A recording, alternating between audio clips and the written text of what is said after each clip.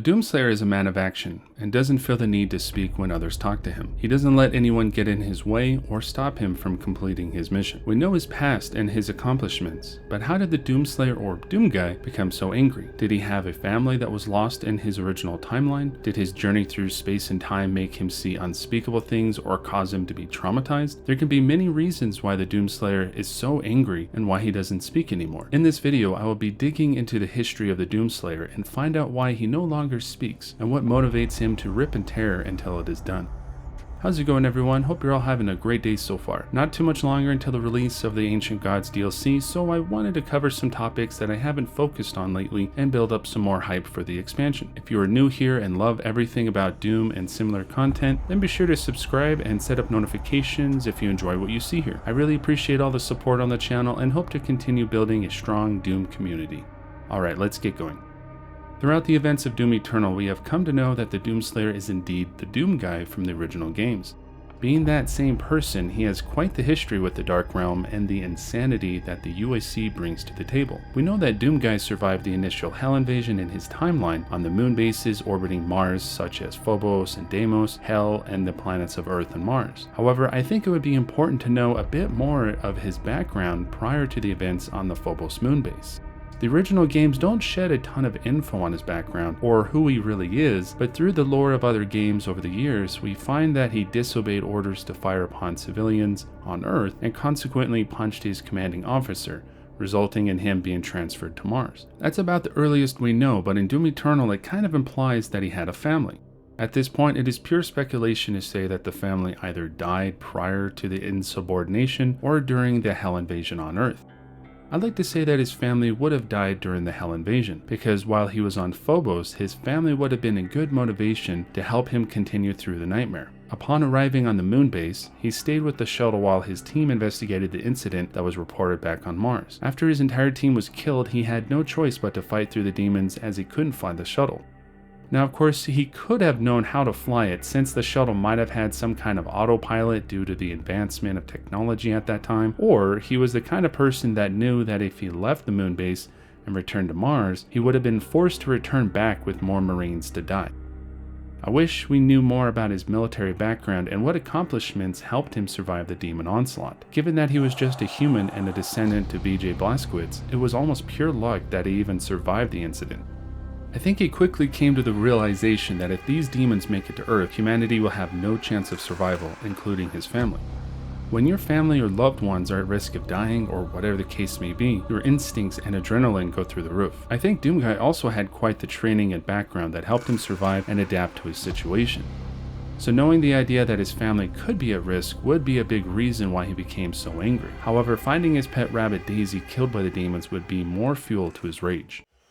Finding myself on the surface of a destroyed Earth, a dead pet rabbit, and my family killed by a Hell invasion would make me want to kill every single demon I ever laid my eyes on. It wouldn't matter what size the demon was or how many there were, they would feel my wrath and be filled with so much fear that they would be driven to deeper and darker pits if they were to survive my massacre. That's pretty much what Doomguy would have felt like after arriving on Earth.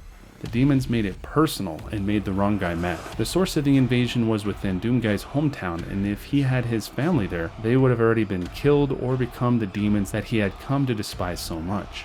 That would be a very difficult experience to overcome and get back into the fight. However, finding out that his family was killed all because the UAC wanted to experiment with teleportation technology and other experiments and releasing the hordes of Hell into his dimension would already be the kind of motivation to make things right and to put an end to the Dark Realm. Out of everyone on Earth and within the Marines, he alone was able to end the invasion, defeat the Icon of Sin, and allow humanity to survive. All of that was short-lived when the Mother Demon started an invasion, but this time on Mars and creating another potential threat to Earth. Doomguy now became Earth's only hope, and with that responsibility would mean that he would have to continue cleaning up the mess that the UAC started. His fight with Hell was first about surviving, but now since it was all personal, he wanted to make sure there would never again be another threat.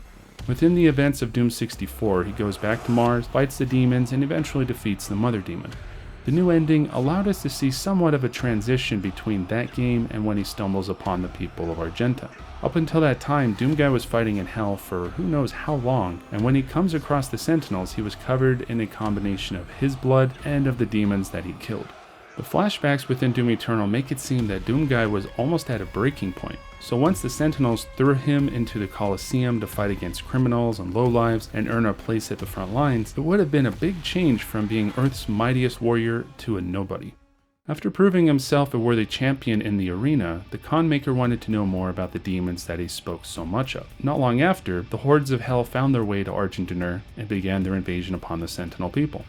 Up until this point, Doomguy would be in another situation where he would have to prove himself and fight back against the Dark Realm. Knowing that he seemed to be the one responsible by bringing the demons with him to Argenta, he would be full of so many mixed emotions: regret, exhaustion, guilt, and anger. He alone knew how to fight them and what it would cost to ensure that the people of Argenta would have a fighting chance. After proving himself to the Sentinels, he traveled with them many times into hell and back, and each time they ventured into the Dark Realm, Doomguy became more in line with the Sentinels and became more disciplined and had a controlled lust for demon blood.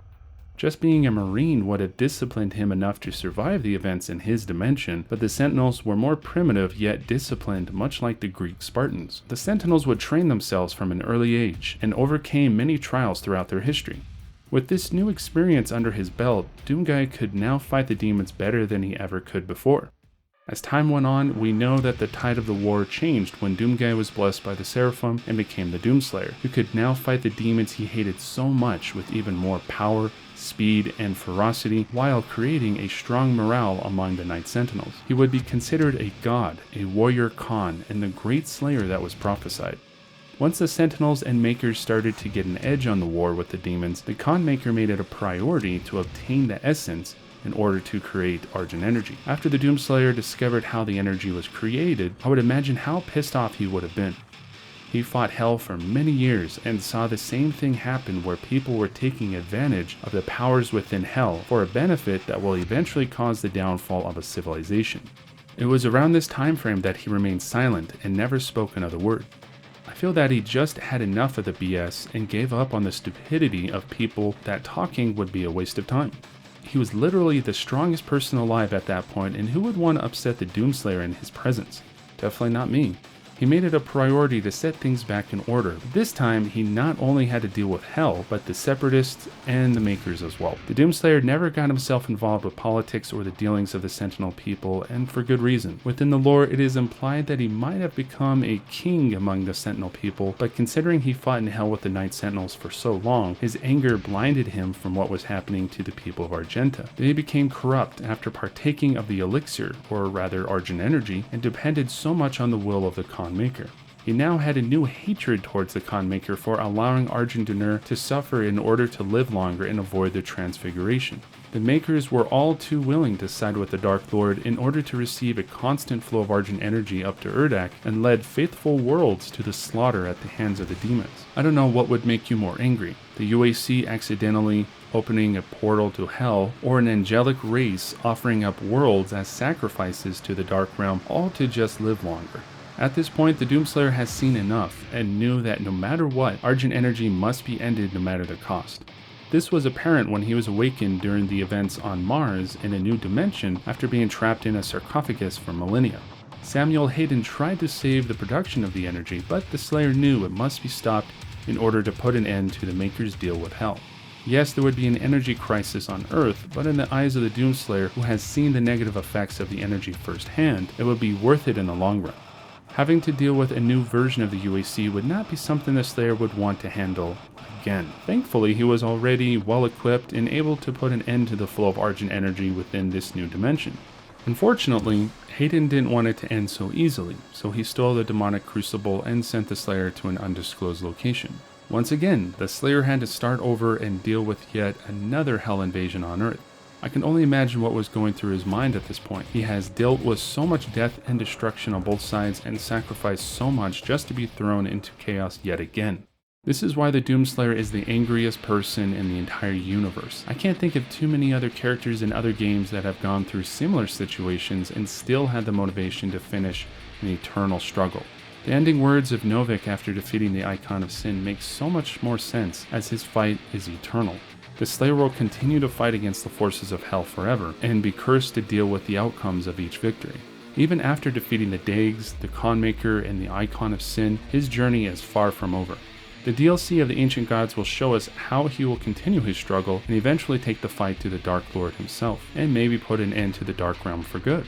What do you guys think? Do you agree that the Doomslayer is the angriest person alive in the universe, or will his fight ever end? Let me know what you think down in the comment section. The Doomslayer has quite the history, and I can't wait to know more about him in the DLC.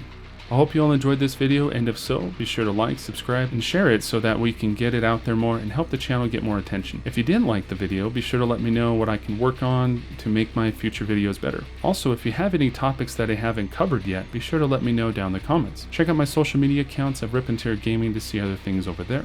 Thank you all for the support, and I really appreciate it. I hope you all have a good one, be safe, and until next time, fellow Slayers, don't forget to rip and tear. Peace.